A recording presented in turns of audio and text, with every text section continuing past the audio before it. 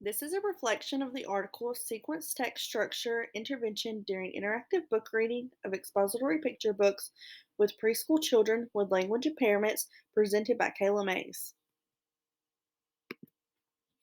This study looked at how teaching the order of events in nonfiction books can support preschoolers, especially those with language delays.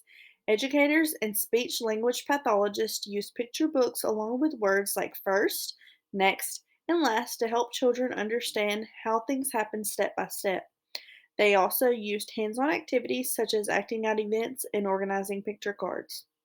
To help children practice this, as a result, the children showed a better understanding of sequences, gained new vocabulary, and learned more about science topics. This suggests that teaching simple text structure with support can improve language and learning in young children with speech and language challenges. So, what can teachers do to support this? In the classroom, teachers can use specific words when reading. When reading books out loud, teachers can use words like first, next, and last to show the order of events. Saying these words clearly and often helps children understand how things happen in steps.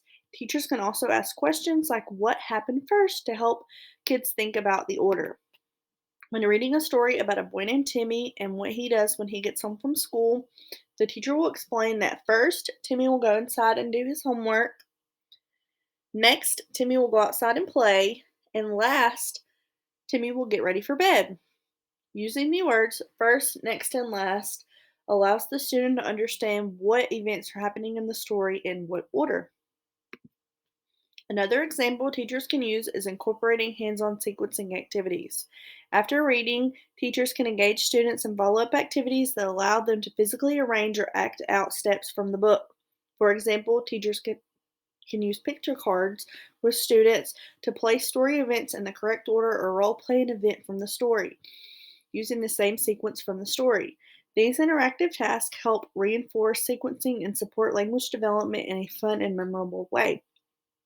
To do this activity, the teacher will give the student three cards. The first card shows Timmy running around outside. The second card shows Timmy in bed. The third card shows Timmy doing his homework. The teacher will give a student a paper with three boxes. The first box is labeled first, the middle box is labeled next, and the last box is labeled last.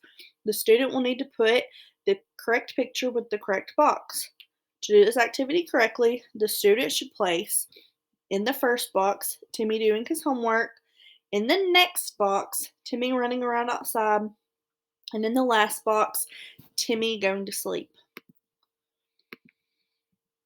What can parents do to support this at home?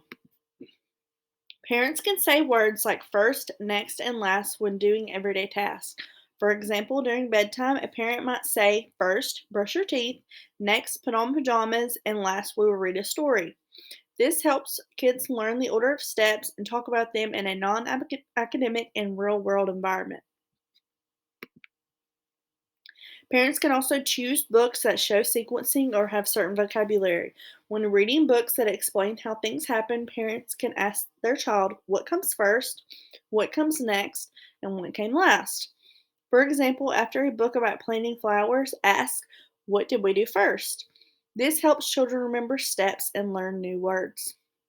Two great examples of books that show first, next, and last are The Very Hungry Caterpillar by Eric Carle and If You Gave a Mouse a Cookie by Laura Numeroff. By using simple steps and everyday moments, both teachers and parents can help children better understand how things happen in order, which supports their language and learning development.